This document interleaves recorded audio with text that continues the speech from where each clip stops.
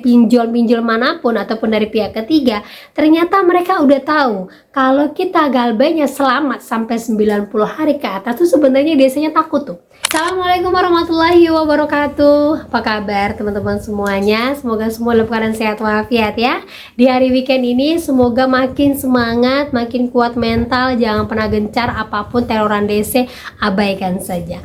Nah oke teman-teman, kali ini saya akan membahas tentang ternyata DC paling takut kalau kita sudah galbay 90 hari. Nah apa itu yang ditakutin DC dan bagaimana informasinya, kita akan bahas secara tuntas. Tapi sebelumnya saya harapkan kalian semuanya sudah subscribe channel ini agar channel ini terus berkembang dan dapat memberikan informasi terbaik buat kalian yang galbay. Oke teman-teman, ini dia buat kalian.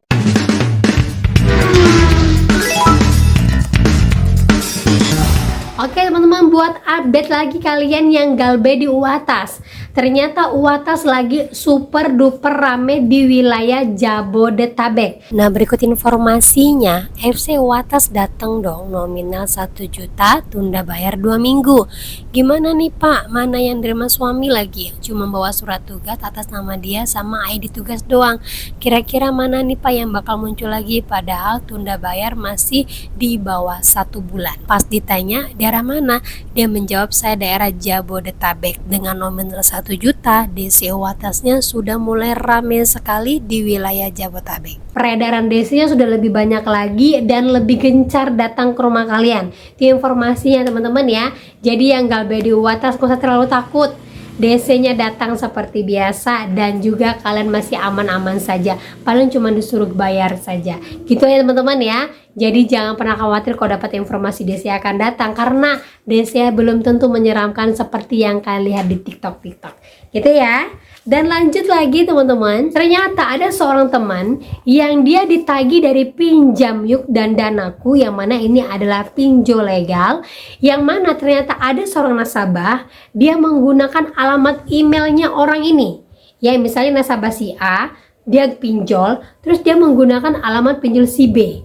Nah setelah beberapa lama berjalan, ternyata DC lebih menagih kepada si B, karena alamat emailnya lah yang ditaruh si A ini kepada pinjol.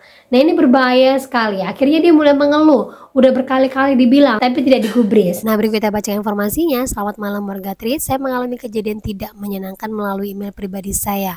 Jadi email saya digunakan dengan tidak bertanggung jawab oleh orang yang bernama untuk daftar pinjol Pinjam Yuk dan Danaku, yang bisa saya simpulkan tanpa verifikasi email dan entah kenapa bisa disetujui oleh pihak pinjol tersebut.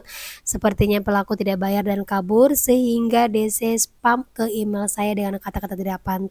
Setelah dikonfirmasi, ternyata pinjol itu menyetujui bahwa nama dan alamat email boleh berbeda karena alamat email bukan menjadi patokan utama untuk verifikasi pinjaman. Saran dari saya, kalian bisa tutup sementara akun email kalian, beralih ke alamat email lain lagi, ke semua data-data yang ada di situ di backup, semua alamat-alamat email yang ada di situ di backup, karena kalau ini nggak ditutup, otomatis selama si A tadi minjam belum bayar, dia akan terus menyerang kita.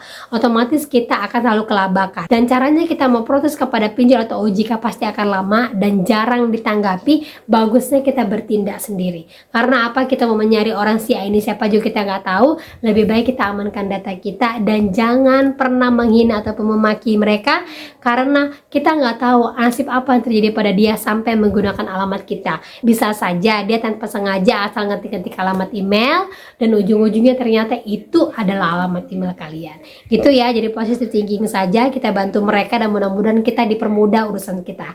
Ya teman-teman ya. Dan lanjut lagi teman-teman. Ternyata di sini ada seorang teman punya pengalaman didatangi DC. Ya. Nah, datangin DC ini, DC-nya sampai kaget, kok ibu bisa tahu ya kalau kita galbay dari 90 hari itu sebenarnya aman. Nah kita bacakan kronologinya ya. Jadi ini adalah cerita lama, didatangi DC pinjol legal, gak usah sebut ya nama aplikasinya. Orangnya gondrong, perawakannya kecil, pakaiannya cheese kayak vokalis band lah, pakai sepatu semi boot jacket. Pikirku koboi nih, ternyata soft spoken. Aku bilang nanti kalau duit pasti dibayar, wong utang dibawa mati. Ngeyel dong, maklum namanya juga DC, tugasnya nagih. Aku bilang, tunggu ya Pak, 90 hari nanti saya nego ke aplikasi. Kaget dong dia, terus tanya, mbaknya dulu orang bank ya? Aku jawab, saya orang hukum Pak. Terus Desi langsung bengong. Jadinya aku berusaha untuk semangatin Desinya. Terus aku bilang, Bapak simpen aja nomor saya kalau mau kesini WA dulu. Takutnya nanti pas saya keluar. Intinya tukang tagih itu juga manusia. Mereka punya hati, punya keluarga yang harus dibiayai, punya target dari kantor. Yang penting dalam menghadapi pinjol itu harus siapkan mental. Jangan janjikan nominal atau waktu. Emosi mereka adalah emosi profesional kerja. Justru ketika janji nominal dan waktu, misalnya besok saya bayar 7 juta, ternyata besok nggak ada uangnya, dia emosi beneran. Jadi intinya di sini adalah si DC ini memang harus ngejar orang galbay itu jangan melewati dari 90 hari. Karena kalau udah di atas dari 90 hari, otomatis nasabah itu punya beberapa hak yang memang tidak pernah dijelaskan oleh pinjol. Jadi kenapa sekarang DC itu mulai gencar lebih rame lagi di bawah 90 hari. Nah itu ya teman-temannya, jadi sekarang itu DC dari pinjol-pinjol manapun ataupun dari pihak ketiga, ternyata mereka udah tahu kalau kita galbaynya selamat sampai 90 hari ke atas tuh sebenarnya DC-nya takut tuh. Karena apa? Di antaranya itu adalah kita ternyata diwajibkan untuk bisa nego pokok saja. Tapi uangnya harus ada, jangan asal nego-nego dulu kayak. Karena kalau nggak ada uangnya terus kita nego percuma. Mereka juga akan meremehkan kita, pinjolnya akan meremehkan kita, bahkan akan terus-terusan meneror kita terus. Ya, jadi kalau seandainya DC-nya menolak, sebenarnya DC bisa dipidanakan atau dikasuskan. Cuman kita daripada perkarakan yang seperti itu, bagus kita abaikan saja. Tunggu aja uangnya ada, baru kita bisa ajukan.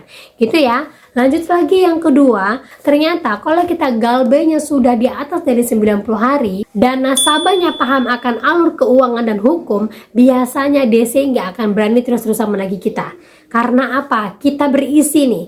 Kita galbay, tahu galbay, dan kita berisi. Berisi itu artinya kita tahu bahwa saya galbay kalau di atas 90 hari saya punya hak untuk mengajukan restrukturisasi, mengajukan yang namanya potongan pokok. Karena sudah di atas dari 90 hari, otomatis ini sudah di atas dari TKB 90-nya OJK.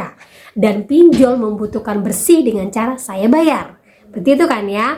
Nah, DC juga paling takut kita tahu alur hukum, terutama untuk UU ITE ataupun tentang tindakan kriminalitas dan pidana. Kalau kalian ikutin vlog-vlog saya, banyak sekali DC yang langsung bungkam ketika kita langsung menawarkan nih pasal A, B, C, D, langsung dia bisa diam. Karena apa? DC paling rentan dengan pasal-pasal pidana seperti ini. Sementara nasabah jatuhnya masih perdata kok. Yang penting tidak menyentuh itu DC. Yuk teman-teman ya. Nah, jadi buat kalian yang saat ini masih bingung harus menempuh baru galbay 2 minggu 3 minggu udah harus kayak lubang tutup lubang, jangan takut. Ternyata saat ini DC menyimpan rahasia besar ini. Kita harus galbay di atas dari 90 hari. Kalau sudah di atas dari 90 hari otomatis kita akan aman. Walaupun belum tentu aman dari teroran, tapi minimal kita aman bisa melakukan apapun, terutama untuk negosiasi pokok ataupun minta keringanan. Dan itu wajib dilakukan DC. Kalau DC menolak, jadikan OJK sebagai penengah atau sebagai perantara kita, karena kita bisa menunjukkan untuk hak-hak kita kalau galbay di atas dari 90 hari. Gitu teman-teman ya. Nah, buat yang masih belum berani galbay, saya sarankan jangan teruskan untuk lubang tutup lubang karena itu adalah bom waktu. Buat yang masih bermain-main joki, hati-hati karena bisa jadi kalian terus-terusan akan dijadikan tumbal oleh mereka. Dan yang buat belum berani galbay, cobalah sekali-sekali berani galbay. Siapkan mental, siapkan kata-kata, dan siapkan hati. Karena apa? Kita wajib malu sedikit daripada kita terus-terusan masuk ke dalam jurang yang lebih dalam lagi. Gitu teman-teman ya.